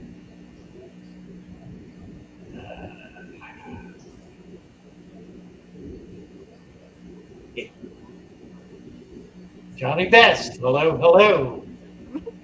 We have time to bring up another person if anybody wants to come up and show off for a few minutes. We're happy to have you. We're down to the last 15 minutes of our show.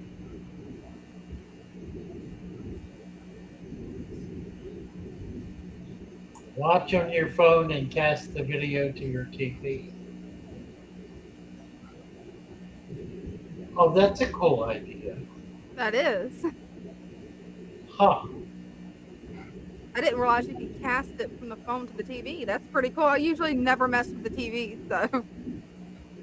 Yeah, I don't know how to cast. Yeah, I don't either. Wait. Here's Stan Pittman. Look at this. Hey, Stan. Hello. How are you? Good. Hey, I want to go over a couple things y'all talked about tonight. All right. Everybody's talking about betas.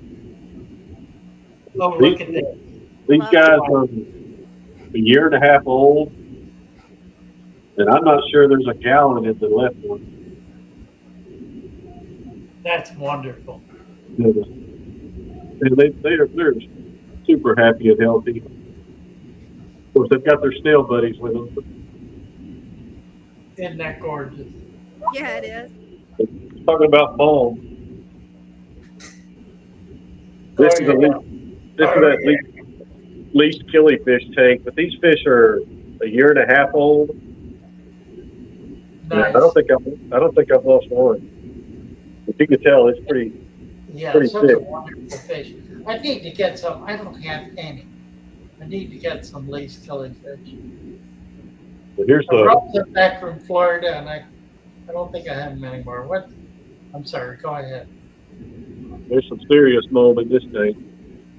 Yeah, that looks like the first tank I set up. That's the level I'm on. Now, if you add sand to that, 1/4 of an inch a week, and build it up about an inch, what it'll do is it'll provide the space that the mold needs to work its way through. Because all that mold is working its way into the bottom. It just doesn't have enough strata for it to be in the sand. But you can add sand to it and not have the mold on the surface. That's the funny part about it, because you get some tanks, these tanks are set up at the same time. And you get some that don't have any. It's because it's not producing it at the same rate. Yeah, well, this tank had a bunch of, the guppy grass, more. This one's got quite a bit of mold. A lot higher biomass. Right. There's a little bit there. This tank, I tell you, for anybody that's breeding guppies or small live bears, I think the mold is part of the success I'm having. Oh, it is absolutely. Yeah, because this is a guppy tank, and it's where they're able to continuously feed. Yeah, these guppies have produced probably right. 2 females have produced probably 150 babies in the last 2 months. Wow. And I'm not losing them, Right. I just moved a bunch of them over here. That's the difficulty with baby fish. They have to eat continuously. Yeah, I feed them in the morning and in the afternoon too. Yeah. And where you've got mulm, that means you've got a lot of microfauna in there that they can feed on, microscopic life. So they're actually able to feed continuously. Give Dina a little That's update. something else too. If you have a turtle in the tank, the turtle produces even more mulm because it's eating more plant. And My so turtle, my yeah, turtle tank, I have to change the water every month. yeah, I'm not surprised. It Yeah, creates a huge amount of mulm. and I didn't put the dirt at the bottom of these. I just put the sand and covered it with Right. the pea gravel. Yeah, it's converting plant material to food for the web at a very high rate. Okay, that's all I got. I just wanted to show the bulb and the little bit of people that were Nice. talking. Thank you so much, Dan. That's really Okay, great. Y'all have a good Yeah, Thanksgiving. you bet. Bye for now.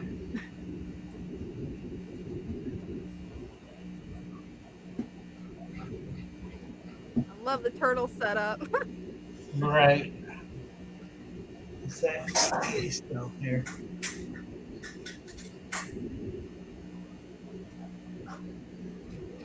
Yeah, I finally got my turtles back there in the paludarium, just trying to figure out how to get the Bluetooth camera to work. I still don't have this thing figured out.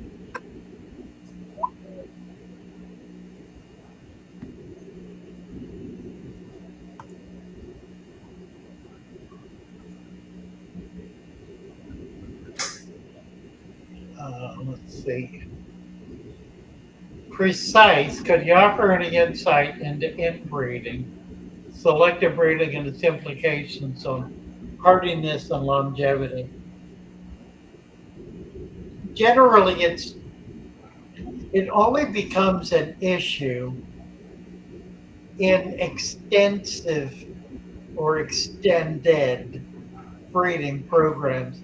In other words, if you get beyond 5 generations with a specific line, you're going to start having morphology in it that is going to be negative. You start seeing things like damaged fins, oddball fins, bent spines, other kinds of genetic problems.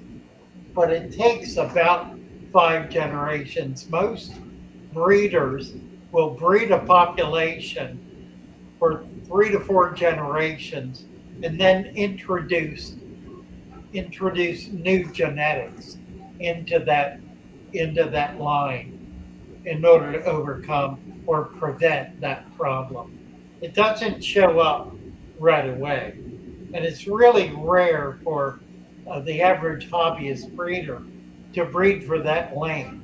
Normally, you're breeding two or three generations at the most, so you never really see it happen. But if you get into 5, 6, 7 generations, that's what's happened. That happened to the glowfish for some very specific reasons, namely that creating the initial progeny, the initial parent for the glowfish was a very expensive, tedious, and arduous process. So there were not very many created to begin with, and everything ensued from those few. So you had 10, 20, 30, 40, 50 generations of fish coming out of a single set of parents. And it resulted in fish that ultimately they didn't live very long, less than a year. They wound up with bent spine in fairly short order, 6 months. It was a major issue. All kinds of genetic problems and anomalies just were cropping up in increasing numbers. It's like a proportional thing. You got one problem and then there's another, and they all kind of build on each other, and it gets worse and worse as you go down the generation. That has been corrected in large measure because the original breeder took back the rights to the distribution of the fish in order to be able to get control of the population and begin bringing in some new genetics. A friend of mine developed the original parents for the original fish. I've had them on before. Uh, I need to get him back, and we need to talk about that some more because I'm sure he'll have additional insights. We'll try to do that. I've been thinking about the Tampa guys a lot lately. I want to get back to them and see if we can't get them involved in some teaching experiences. Cinnamon talking about trying sweet potato. I have not done it, but I've seen it and it's wonderful. I think you just need to go for it. The only real issue is the root system tends to take over the tank. So periodically you're going to need to take it out and cut the root back because otherwise there won't be any room for anything other than roots.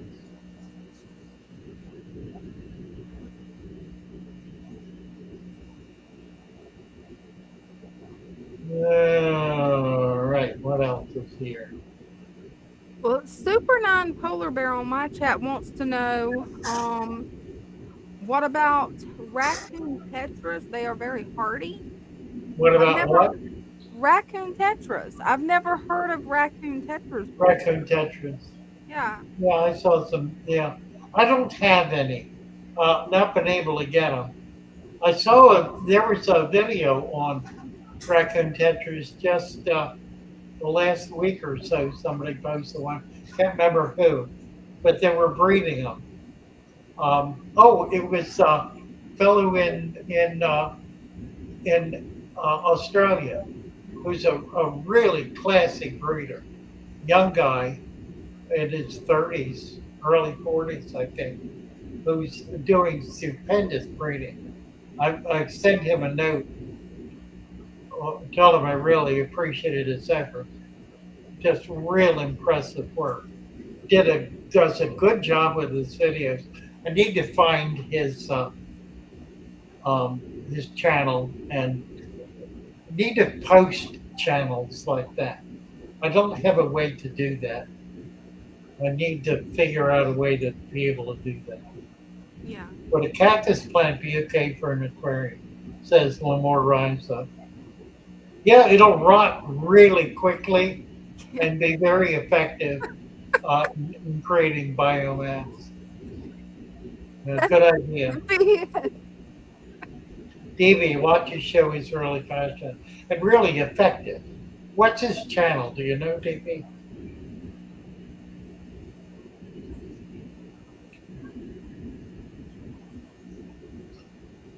I just don't have it. I hadn't thought of a way to do that. I guess I could post it in community. Yeah, that would work. I could have it. The name of the tetras I found. Raccoon tetra, they're called. A raccoon tetra. All righty, we're down to it, boys and girls. Yep. Let's see if we can make this happen. Dooby-dooby-doo, right there. Right there. Love my little fishes as they swim about their home. I love my little fishes. Love you all. As they swim Love you about guys. their home. When the sunlight shines upon them, And the the colors colors begin begin to to go go by, and drawn into a world where my heart longs to go. I imagine scenes of beauty and feel the warmth of love. I love my little fishes as they swim about their home. I have traveled the world over, but never found the peace that comes from watching my fishies as they swim about their home.